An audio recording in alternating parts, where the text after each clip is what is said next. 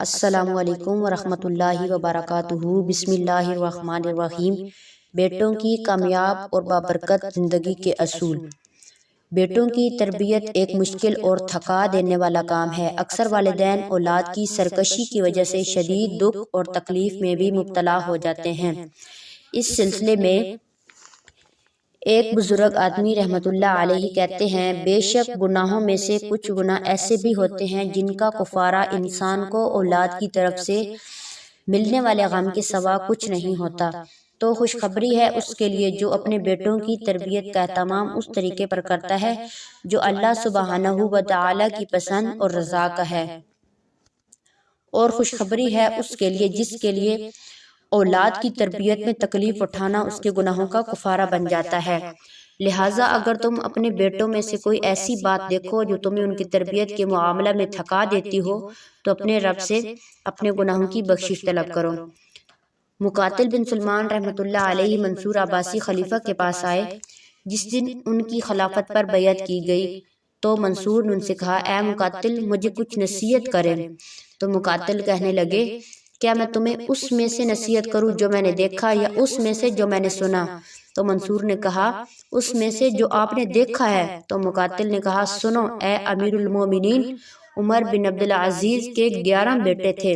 اور وہ صرف 18 دینار چھوڑ کر فوت ہوئے، جن میں سے 5 دینار کا وہ کفن دیے گئے اور 4 دینار سے ان کے لیے قبر خریدی گئی اور باقی دینار ان کے بیٹوں میں تقسیم کر دیے گئے۔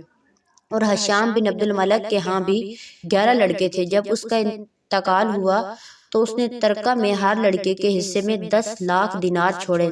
اللہ کی قسم اے امیر المومنین، میں نے ایک ہی دن عمر بن عبدالعزیز کے ایک بیٹے کو دیکھا، وہ اللہ کی راہ میں 100 گھوڑے صدقہ کر رہا تھا، اور ہشام کے بیٹے کو دیکھا وہ بازاروں میں بھیک مانگ رہا تھا۔ جب عمر بن عبدالعزیز رحمۃ اللہ علیہ بستر مرگ پر تھے تو لوگوں نے ان سے پوچھا، اے عمر، تم اپنے بیٹوں کے لیے کیا چھوڑے جا رہے ہو؟ انہوں نے فرمایا، میں نے ان کے لیے اللہ سبحانہ و تعالی کا تقوی چھوڑا ہے، پس اگر وہ نیکوکار ہوئے تو اللہ سبحانہ و تعالی نیکوکاروں کا دوست ہے، اور اگر وہ اس کے علاوہ کچھ اور ہوئے تو میں ان کے لیے وہ مال ہرگز نہ چھوڑوں گا جو وہ اللہ کی نافرمانی کے کاموں میں ان کا مددگار بنے۔ یہ بہت قابل غور بات ہے کہ عموماً لوگ مال جمع کرنے کے لیے سخت محنت اور مشقت کرتے ہیں اور اپنی اولاد کا مستقبل محفوظ کرنے کے لیے بڑے پیمانے پر کوششیں کرتے ہیں، کیونکہ وہ یہ سمجھتے ہیں کہ ان کی موت کے بعد ان کی اولاد کے پاس مال ہوگا تو ہی وہ خوشحال رہیں گے اور امن میں ہوں گے، جبکہ وہ اس سے زیادہ بڑے امان جو کہ اللہ کا تقوی ہے اس سے غافل رہتے ہیں اور اپنی اولاد کو تقوی کا توشہ نہیں دیتے۔ ایک آدمی جب اپنے کسی بیٹے میں اخلاقی زوال دیکھتا تو صدقہ کرتا اور لوگوں کو کھانا کھلاتا اور اس آیت کی تلاوت کرتا تھا، ان سے ان کے مالوں میں سے صدقہ لے کر ان کو پاک کیجئے اور اس سے ان کا تزکیہ کیجئے، اور دعا کرتا کہ اے اللہ، میرا یہ صدقہ کرنا اس لیے ہے کہ میرے بیٹے کا اخلاقی تزکیہ ہو جائے، کیونکہ اس کا یہ بگاڑ مجھ پر اس کی جسمانی بیماری سے زیادہ بھاری ہے۔ اسی طرح ایک اور شخص کے بارے میں بتایا جاتا ہے کہ غربت کی زندگی گزارنے کی وجہ سے جب وہ صدقہ کرنے کے لیے کچھ نہ پاتا اور اس کا بیٹا اس کو سناتا تو وہ رات کو قیام اللیل میں سورۃ البقرہ پڑھ کر دعا کرتا اور یوں کہتا کہ اے اللہ، یہ میرا صدقہ ہے تو مجھ سے قبول کر لے اور اس کی وجہ سے میرے بیٹے کی اصلاح فرما دے۔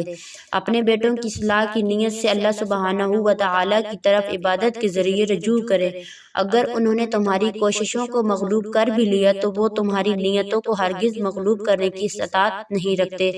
اے پروردگار، ہمیں ہماری بیویوں کی طرف سے دل کا چین اور اولاد کی طرف سے آنکھ کی ٹھنڈک عطا فرما اور ہمیں متقین کا امام بنا، آمین۔